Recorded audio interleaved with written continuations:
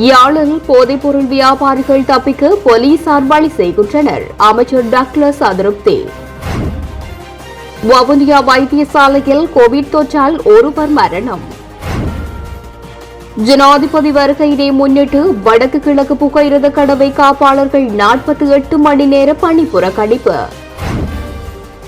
வாக்காளர் விண்ணப்ப படிவம் பூர்த்தி செய்யும் வேலை திட்டம் நேற்று தொடக்கம் முன்னெடுப்பு.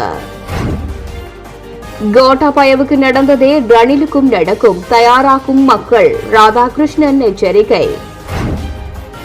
கொழும்பில் பெரும் பதற்றம், போராட்டத்தில் குதித்து மின்சார சபை ஊழியர்கள், குவிக்கப்பட்ட போலீசார். மன்னாரில் நீராலும் உணவாலும் நோய் தொற்று பரவக்கூடிய அபாயம், சுகாதாரத்துறையினர் விடுத்த எச்சரிக்கை. வடக்குக்கு விஜயம் செய்வதற்கு முன் தமிழ் எம்பிக்களுக்கு ஜனாதிபதி விடுத்துள்ள அழைப்பு. உயர்தர பரீட்சை அட்டவணையில் புதிய மாற்றம், பரீட்சார்த்திகளுக்கு அவசர அறிவிப்பு. உலக தமிழர் பேரவையின் இமயமலை பிரகடனம் அமரபுர நிகாயாவினால் நிராகரிப்பு. தொடர்வது விரிவான செய்திகள். யாழ் மாவட்டத்தில் போதைப்பொருள் வியாபாரம் மற்றும் பாவனையினை கட்டுப்படுத்துவதற்காக போலீசாரின் நடவடிக்கைகள் தொடர்பில் அமைச்சர் டக்ளஸ் தேவானந்தா அதிருப்தி வெளியிட்டுள்ளார். வடக்கு மாகாணத்தில் மக்கள் எதிர்கொள்ளும் பிரச்சினைகள் மற்றும் அவை பற்றிய நடவடிக்கைகள் தொடர்பாக ஜனாதிபதி செயலகத்தின் பிரதானி சாகல ரத்நாயக்கு மற்றும் அமைச்சர் டக்ளஸ் தேவானந்தா ஆகியோரிடையே இடம்பெற்ற கலந்துரையாடலின் போது மேற்குறித்த விடயங்கள் பிரஸ்தாபிக்கப்பட்டன. சூம் காணொலியூடாக புதன்கிழமை நடைபெற்ற இக்கலந்துரையாடலில் போதைப்பொருள் பாவனைக்கு எதிராக யாழ் மாவட்டத்தில் போலீசார் மேற்கொள்ளும் நடவடிக்கைகளும் அணுகுமுறைகளும் அதிருப்தியையும் சந்தேகங்களையும் ஏற்படுத்துவதாக தெரிவித்துள்ள அமைச்சர், சில சந்தர்ப்பங்களில் போதைப்பொருள் வியாபாரிகள் தப்பித்துக் கொள்வதற்கான கால அவகாசத்தினை போலீசார் வழங்கியதான சந்தேகம் மக்கள் மத்தியில் இருப்பதையும் சுட்டிக்காட்டினார். அதேபோன்று வற்ற அதிகரிப்பு உட்பட்டு பொருளாதார நெருக்கடிகள் எதிர்கொண்டுள்ள வடக்கு கடற்தொழிலாளர்களுக்கு இந்திய கடற்தொழிலாளர்களின் அத்துமீறிய எல்லை தாண்டிய சட்டவிரோத தொழில் செயற்பாடுகள் பாரிய தாக்கத்தினை ஏற்படுத்துவதனால் அவற்றை கட்டுப்படுத்துவது தொடர்பில் அரசாங்கம் காத்திரமான தீர்மானத்தினை மேற்கொள்ள வேண்டும் என்பதையும் சுட்டிக்காட்டினார்.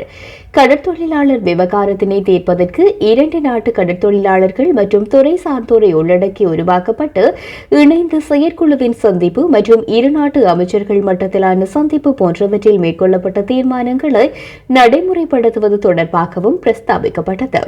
அதேபோன்று பனை தென்னை வள கூட்டுறவு சங்கங்களின் செயற்பாடுகளை விஸ்தரிப்பதற்கான கடன் வசதிகளை ஏற்பாடு செய்து கொடுத்தல் மற்றும் வட் அதிகரிப்பு, எரிபொருள் விலையேற்றம் போன்றவற்றால் நாடளாவிய ரீதியில் பாதிப்பை எதிர்கொண்ட கடற்தொழிலாளர்களுக்கு நிவாரணம் வழங்குவது போன்ற பல்வேறு விடயங்கள் தொடர்பாக குறித்த கலந்துரையாடலில் பிரஸ்தாபிக்கப்பட்டமை குறிப்பிடத்தக்கது. வவுனியா வைத்தியசாலையில் சிகிச்சை பெற்று வந்த நோயாளி ஒருவர் மரணமடைந்த நிலையில் அவருக்கு கோவிட் தொற்றுக்குள்ளானமை கண்டறியப்பட்டுள்ளது.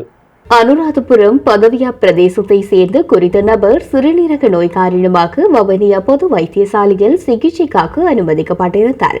எனினும் சிகிச்சை பலனின்றி கடந்த செவ்வாய்க்கிழமை, அதாவது நேற்று தினம் இரவு மரணமடைந்தார். அவருக்கு முன்னெடுக்கப்பட்ட துரித ஆன்டிஜென் பரிசோதனையில் கோவிட் தொற்று உள்ளமை கண்டறியப்பட்டது. பதவியாவை சேர்ந்து 55 வயதான நபரை இவ்வாறு மரணமடைந்தார். வவுனியாவில் 1 வருடங்களுக்கு பின்னர் மீண்டும் ஒருவர் கோவிட் தொற்றால் மரணமடைந்துள்ளமை குறிப்பிடத்தக்கது. ஜனாதிபதி வருகையினை முன்னிட்டு வடக்கு கிழக்கு புகையிரத கடவை காப்பாளர்கள் 48 மணி நேர பணி புறக்கணிப்பினை மேற்கொள்ள உள்ளதாக வடக்கு கிழக்கு புகையிரத கடவை காப்பாளர் சங்க தலைவர் ரோஹான் ராஜ்குமார் தெரிவித்துள்ளார். முல்லைத்தீவு ஊடக அமையத்தில் இன்று இடம்பெற்ற ஊடக சந்திப்பிலேயே அவர் இவ்வாறு தெரிவித்துள்ளார். வடக்கு கிழக்கு புகையிரத கடவைகளை பயன்படுத்தும் மக்கள் 4/1/2024 அதிகாலை 6 மணி தொடக்கம் 6/1/2024 திகதி அதிகாலை 6 மணி வரையிலான காலப்பகுதியில் அவதானமாக தங்களது பயணங்களை மேற்கொள்ள வேண்டும் என அறிவித்து நிற்கின்றோம். நாடு தழுவிய ரீதியில் 2064 புகையிரத கடவை ஊழியர்களை நயவஞ்சகமான முறையில் 11 ஆண்டுகளாக அடிமைகளாக நடத்தப்பட்டு வருவதை கண்டித்து 4ஆம் திகதி மற்றும் 5ஆம் திகதிகளில் வடமாகாணத்துக்கு விஜயம் கொள்ளவிருக்கும் ஜனாதிபதி ரணில் விக்ரமசிங்க அவர்கள் புகையிரத கடவை ஊழியர்களை இலங்கை போலீசாரிடமிருந்து விடுவிக்க நடவடிக்கை மேற்கொள்ள வேண்டும் என்பதை வலியுறுத்தி 48 மணி நேர பணி பகிஷ்கரிப்பில் ஈடுபட தீர்மானித்திருக்கின்றோம். 2013ஆம் ஆண்டு தொடக்கம் 2023ஆம் ஆண்டு ஆகிய காலப்பகுதி வரையிலான 11 ஆண்டு காலமாக போலீசாரினால் 6 மாதத்தில் நிரந்தர நியமனம் வழங்கப்படும். அதாவது PAC 25 கீழ் 2014 வர்த்தமானிய அறிவித்தலின் பிரகாரம் 6 மாத காலத்துக்குள் அரச திணைக்களங்களில் தமது சேவைகளை ஆற்றும் நபர்களுக்கு அந்த திணைக்களத்தில் நிரந்தர நியமனம் வழங்கப்பட வேண்டும் என்ற சட்டத்தின் அடிப்படையில் உள்வாங்கப்பட்ட 2064 புகையிரத கடவை ஊழியர்கள் ஒரு நாளொன்றுக்கு 250 ரூபாய் படி மாதம் 7500 ரூபாய் வேதனத்துக்கு தங்களுடைய எதிர்காலத்தையே அர்ப்பணித்து இந்த நாட்டு மக்களுடைய உயிர்களை பாதுகாக்கின்ற கடமையில் ஈடுபட்டு வருகின்ற 2064 ஊழியர்கள் உயிர்களுக்கு உத்தரவாதமற்ற நிலையில் இன்றைய போலீசாருடைய கட்டுப்பாட்டில் எங்களுடைய ஊழியர்கள் தவித்து நிற்பதை நாங்கள் வன்மையாக கண்டித்து நிற்கின்றோம். உடனடியாக இலங்கை போலீசாருடைய அடாவடித்தனத்தின் அடிமைத்தனத்தில் இருந்து எங்களை விடுவிக்குமாறு நாங்கள் வலியுறுத்தி நிற்பதோடு இன்றைய பொருளாதார நெருக்கடியின் மத்தியில், அதாவது ஒரு 250 ரூபாய்க்கு அரிசி 1 கிலோவினை கொள்வனவு செய்ய முடியாது. 250 ரூபாவினால் ஒரு தனிநபர் ஒருவரின் ஒரு நேர உணவை உட்கொள்ள முடியாத இந்த சம்பளத்தை கொண்டு குடும்பங்களை நடத்துவது எவ்வாறு, பிள்ளைகளுடைய கல்வி செயற்பாடுகளை கொண்டு நடத்துவது எவ்வாறு என்பது இன்று இருக்கக்கூடிய அரசு அதிகாரிகள் மற்றும் ஜனாதிபதி அவர்களுடைய மூளைக்கு எட்டவில்லையா என்பது மிகவும் மனவேதனை அளிக்கின்றது. உடனடியாக மக்களுடைய வாழ்க்கை நிலையை கவனத்தில் கொண்டு இன்று வெட் அதிகரிப்பை மட்டும் கவனத்தில் கொள்ளாது, வரி சுமையினை மக்கள் மீது திணிக்காது, மக்களுடைய எதிர்காலத்தை சிந்தித்து அன்றாட வாழ்வாதாரத்தினை அவர்களுக்கு ஏற்படுத்தும் விதத்தில் அவருடைய வாழ்க்கையை சுலபமாக மாற்றி அமைக்குமான திட்டங்களை முன்வைக்க வேண்டும். விசேடமாக இந்த 250 ரூபாய் சம்பளத்தை பெற்றுக்கொண்டு இந்த நாட்டுக்காக தங்களுடைய எதிர்காலத்தை, தங்களுடைய பிள்ளைகளின் எதிர்காலத்தை, தங்களுடைய வருமானத்தை இழந்து இன்று மிகவும் பொருளாதார நலிவுக்கு உட்பட்டிருக்கின்ற புகையிரத கடவை ஊழியர்களுடைய வாழ்க்கையில் ஒரு சுபிட்சமான எதிர்காலத்தை ஏற்படுத்தும் விதத்தில் ஜனாதிபதிக்கு இருக்கக்கூடியதான அதிகாரங்களை பயன்படுத்தி உடனடியாக அவர்களுக்கான ஒரு வாழ்வாதாரத்தை பெற்றுக் கொடுக்க வேண்டும். அவர்களுக்கான சம்பள உயர்வினை பெற்றுக் கொடுக்க வேண்டும். போலீசாரின் கீழ் இருக்கக்கூடியதான அடிமைத்தனத்திலிருந்து விடுதலை பெற்று புகையிரத திணைக்களத்துக்குள் அவர்களால் நிரந்தர நியமனங்களை வழங்கப்பட வேண்டும் என்பதை நாங்கள் வலியுறுத்தி இந்த வெறும் 48 மணி நேர பணி பகிஷ்கரிப்பில் ஈடுபடவிருக்கின்றோம். அத்தோடு எங்களுக்கான உடனடி தீர்வுகளில் எட்டப்படாத சந்தர்ப்பத்தில் இந்த நாடு பாரதூரமான பின்குலவைகளை சந்திக்கும், இந்த அரசு பாரதூரமான பின்குலவைகளை சந்திக்கும், புகையிரத திணைக்களம் ஸ்தம்பிக்கும் என்பதை நாங்கள் வலியுறுத்தி நிற்கின்றோம். நாட்டின் பல பகுதிகளிலும் வாக்காளர் விண்ணப்ப படிவம் பூர்த்தி செய்யும் வேலை திட்டம் நேற்று தொடக்கம் முன்னெடுக்கப்பட்டு வருகின்றது. கிளிநொச்சி மாவட்டத்தில் உள்ள அனைத்து கிராம சேவையாளர் பிரிவுகளிலும் வாக்காளர் விண்ணப்ப படிவம் பூர்த்தி செய்யப்பட்டு வருவதுடன் புதிதாக 18 வயது பூர்த்தியடைந்த அனைவரும் வாக்காளர்களாக இணைத்துக் கொள்வதும் முன்னெடுக்கப்படுகின்றது. இம்மாதம் முழுவதும் வாக்காளர் விண்ணப்ப படிவம் பூர்த்தி செய்யும் நடவடிக்கை மேற்கொள்ளப்பட உள்ளது. நாட்டில் ஏற்பட்ட சீரற்ற காலநிலையினால் 9573 குடும்பங்களைச் சேர்ந்த 33,286 பேர் பாதிக்கப்பட்டுள்ளதாக இடர் முகாமைத்துவ நிலையம் அறிக்கை வெளியிட்டுள்ளது.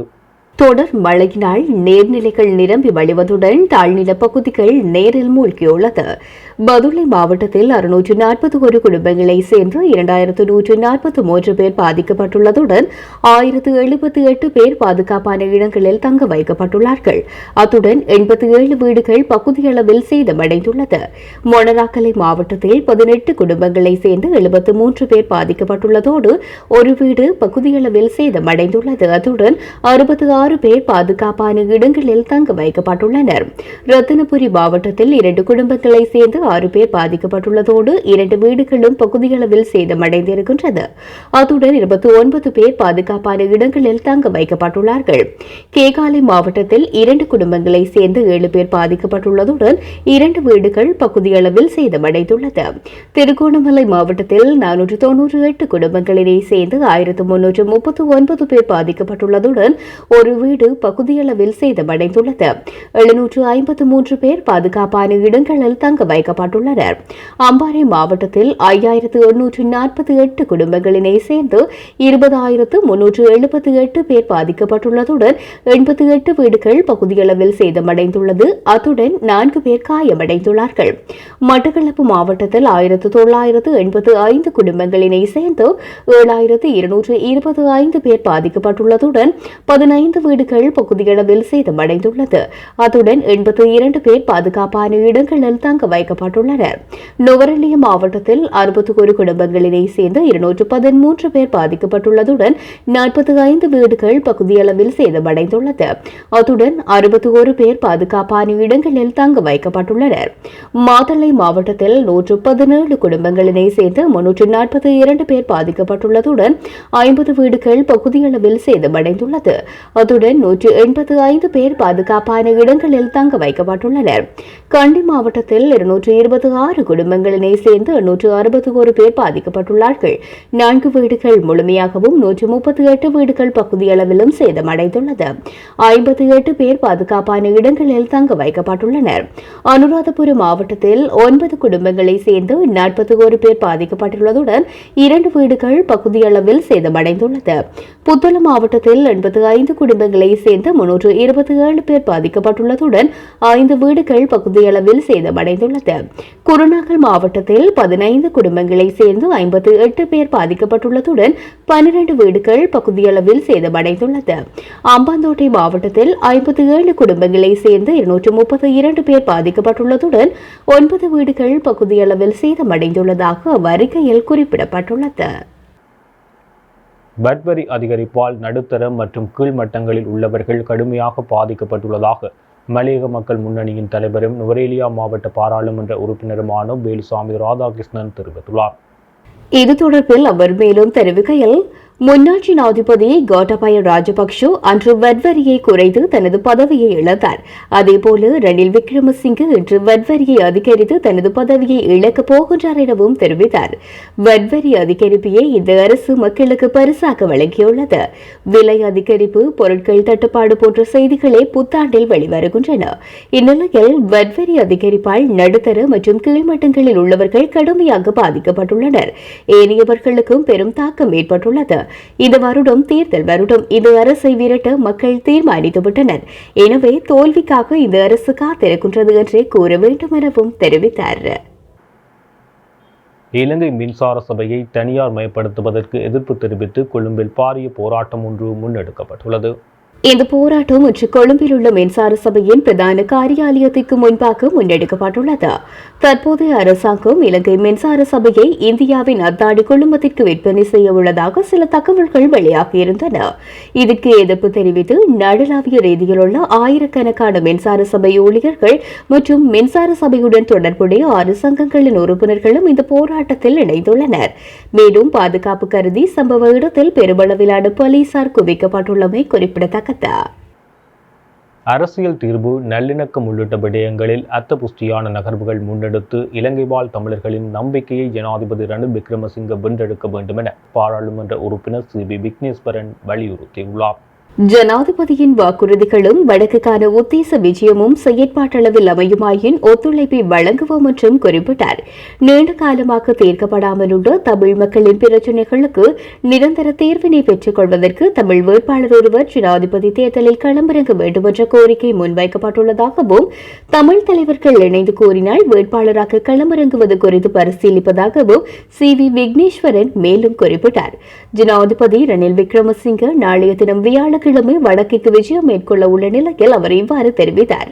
மேலும் வடக்கில் 3000 ஏக்கருக்கும் மேற்பட்ட காணிகள் விடுவிக்கப்படாமல் உள்ளது. 60,000க்கும் மேற்பட்ட அரசு காணிகள் படையினர் வசம் உள்ளன. அவற்றை மீள கையளிப்பதற்கு இதுவரை காலமும் எவ்வித நடவடிக்கைகளும் எடுக்கப்படவில்லை.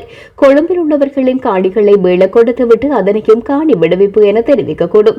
எனவே பொதுவான கருத்துக்களை அடிப்படையாக கொண்டு எதனையும் நம்பிவிட முடியாது எனவும் அவர் தெரிவித்தார்.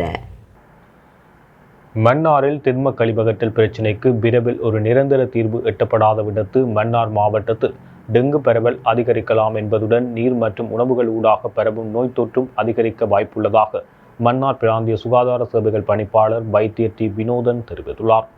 மேலும் தற்போது மழைக்காலம் என்பதனால் நோய்க்கிருமிகளின் தாக்கம் அதிகமாக காணப்படுவதாகவும் குறிப்பாக டெங்கு நுளம்புகளின் பரவல் அதிகமாக காணப்படுவதாகவும் அதே நேரம் வயிற்றோட்டம் வாந்தி பேதி போன்ற நோய்களும் மழைக்காலத்தில் அதிகமாக பரவுவதற்கான வாய்ப்பு காணப்படும் என்பதுடன் மன்னார் நகர் பகுதியில் தேக்கியிருக்கும் இந்த திண்ம கழிவுகள் இவ்வாறான கிருமி தொற்று பரவலுக்கு ஏதுவாக அமைவதாகவும் அவர் தெரிவித்துள்ளார்.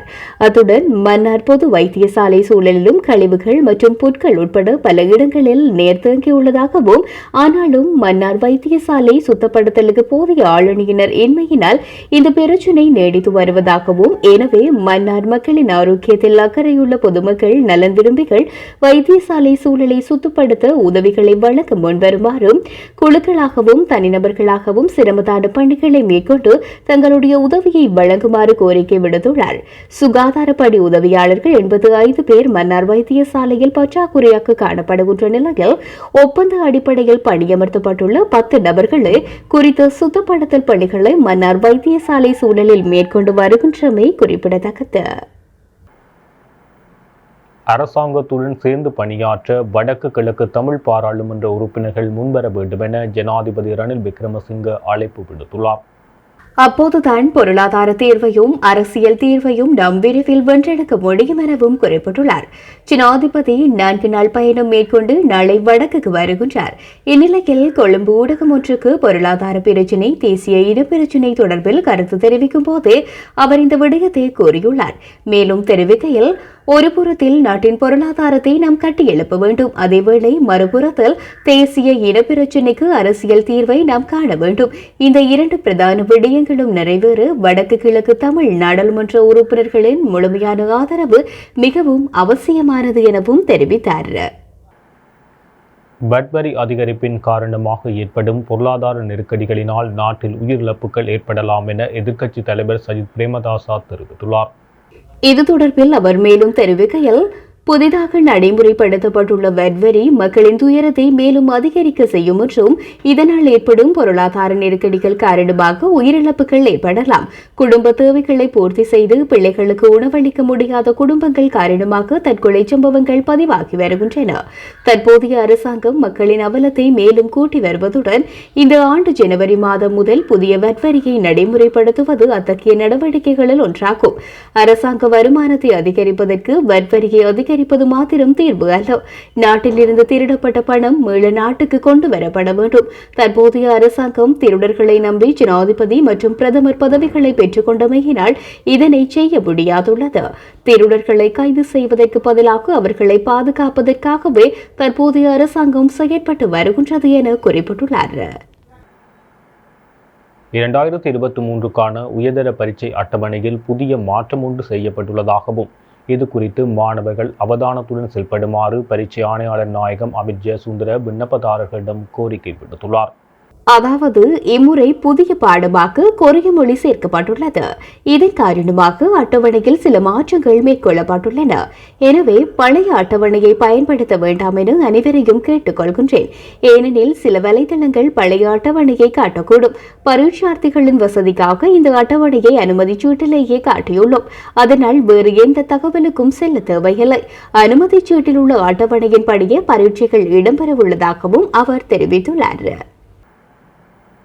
ஜனநாயக தமிழ் தேசிய கூட்டணியின் நிர்வாக கட்டமைப்பை மாவட்ட ரீதியாக விஸ்தரிக்கும் முதற்கட்ட செயற்பாடாக 5 கட்சியின் யாழ் மாவட்ட இணைப்பாளர்கள் தெரிவு இடம்பெற்றுள்ளது.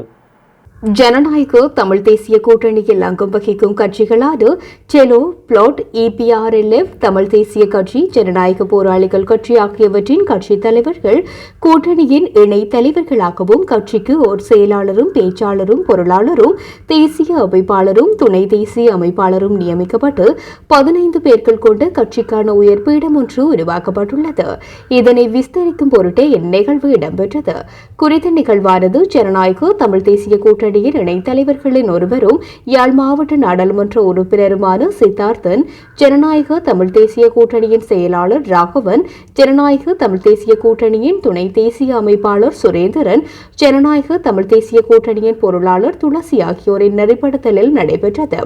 அந்த வகையில் சிவகுமாரன், கமலாகரன், கஜதீபன், வேந்தன் கனகரட்னம், சபா குகதாஸ், நிரோஷ், நிஷாந்தன், ரத்னலிங்கம், பகீரதன், மயூரன், மரியரோசரி, கனிச்செல்வன், சுரேஷ்குமார் மற்றும் ஜனார்த்தன், கோகுலன் போன்றோர் 5 கட்சி சார்ந்த மாவட்ட இணைப்பாளர்களாகவும் குறித்த இணைப்பாளர்களுக்கு தலைமை தாங்கும் ஒருங்கிணைப்பாளராக முன்னாள் வடமாகாண சபை உறுப்பினருமான என் விந்தன் கனகரட்னம் நியமிக்கப்பட்டார்.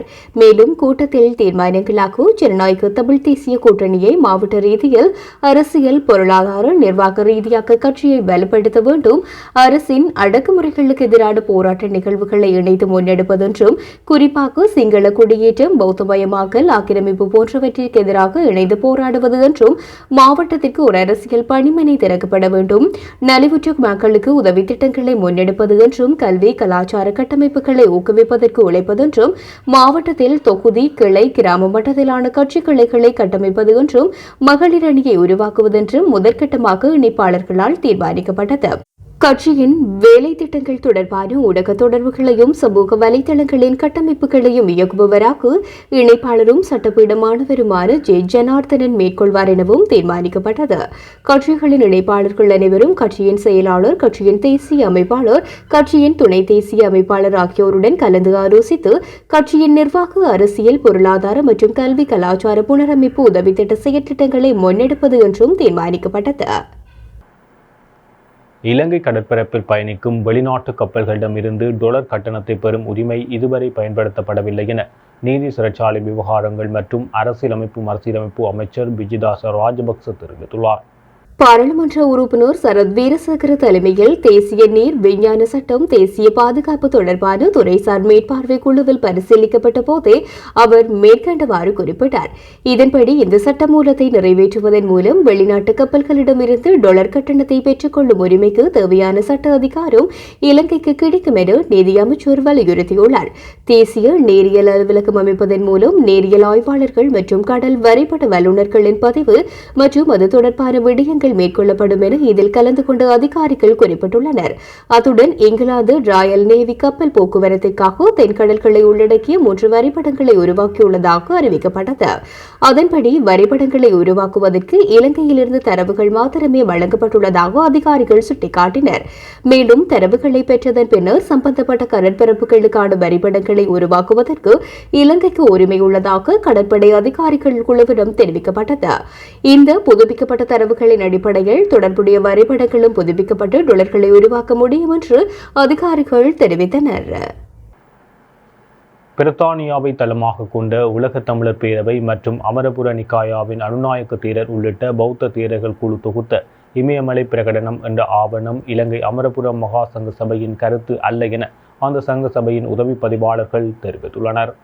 ஜனாதிபதி செயலகத்தில் கடந்த வருடம் டிசம்பர் 8ஆம் தேதி உலக தமிழர் பேரவை மற்றும் பௌத்த பிக்குகளை சந்தித்து ஜனாதிபதி ரணில் விக்ரமசிங்கே அந்த பேரவை சிறந்த இலங்கைக்கான சங்க அமைப்பை பிரதிநிதித்துவப்படுத்தி அமரபுர நெக்காயாவின் அம்பகாப்பெட்டிய பிரிவின் அனுநாயக்க மாதகம்ப அசஜதிச தேரர் உள்ளிட்ட தேரர்கள் இணைந்து உருவாக்கிய அச்சமோ சந்தேகமோ ஒன்றி அனைவரும் பெருமையுடனும் நம்பிக்கையுடனும் சம உரிமையுடனும் அமைதியாக வாழக்கூடிய இலங்கையை பற்றிய இமாலய பிரகடனத்திற்கு உற்சாக வரவேற்பு அளித்தார். மகாநாயக்க தேரர்கள் மற்றும் பொதுமக்களின் தகவலுக்காக என குறிப்பிட்டு டிசம்பர் 30, 2023 அன்று இலங்கை அமரபுர மகா சங்க சபையின் உதவி பதிவாளர் அம்பலன்குட சுபேதானந்த தேரர் வெளியிட்டுள்ள அறிக்கையில் இமயமலை பிரகடனம் இலங்கை அமரபுர மகா சங்க சபையால் அங்கீகரிக்கப்படவில்லை என குறிப்பிட்டுள்ளார். இமயமலை பிரகடனம் தொடர்பாக இலங்கை அமரபுர மகா சங்கத்தின் எந்த உடன்பாடு அல்லது விவாதமோ இடம்பெறவில்லை. அது ஒரு சில தேரர்களின் தனிப்பட்ட கருத்தின் வெளிப்பாடு மாத்திரமே என இதன் மூலம் வலியுறுத்தப்படுகின்றது. 2008 குறைந்தது 40,000 மரணங்கள் மற்றும் 20,000 நிராயுத பாணிகள் காணாமலாக்கப்பட்ட யுத்தத்திற்கு தலைமை தாங்கிய முன்னாள் ஜனாதிபதி மஹிந்த ராஜபக்ஷ சிறந்த இலங்கைக்கான சங்க அமைப்பு என்ற பெயரிலான அமைப்பின் தேரர்கள் மற்றும் உலக தமிழர் பேரவையை சந்தித்ததோடு மல்வத்து மற்றும் அஸ்கிரிய பீடங்களும் இமயமலை பிரகடனத்தை ஏற்றுக்கொண்டிருந்தன. இமயமலை பிரகடனம் என்ற ஆவணம் ஏற்கனவே இலங்கை தமிழர்களாலும் பல புலம்பெயர் தமிழ் குழுக்களாலும் கடுமையாக நிராகரிக்கப்பட்டுள்ளது. ஜனாதிபதி ஊடகப் பிரிவு கூட்டு இமயமலை பிரகடனத்தை கையளித்த விடயத்தை ஜனாதிபதி ஊடகப் பிரிவு இணக்கமான மற்றும் அனைவரையும் உள்ளடக்கிய இலங்கைக்கான உரையாடல் மற்றும் ஒத்துழைப்பை உருவாக்குவதில் ஒரு முக்கியமான முன்னேற்றம் என குறிப்பிட்டிருந்தது. எவ்வாறாயினும் உலக தமிழர் பேரவை மற்றும் பௌத்த பிக்குகளால் முன்வைக்கப்பட்ட கூட்டு இமயமலை பிரகடனம் குறித்து தமக்கு எந்த தகவலும் கிடைக்கவில்லை என புத்த சாசன மத மற்றும் கலாச்சார அலுவல்கள் அமைச்சு தெரிவித்துள்ளதாக அமைச்சின் அதிகாரிகளை மேற்கோள் காட்டி உள்ளூர் ஊடகங்கள் செய்தி வெளியிட்டிருந்தன. இத்துடன் ஜெஃப்னா கலரியின் இரவு நேர பிரதான செய்திகள் நிறைவு பெறுகின்றது. மேலும் செய்திகளை அறிந்து கொள்ள எமது இணையதள பக்கமான www.jeffnakalari.lk என்ற இணையதளத்துடன் இணைந்திருங்கள்.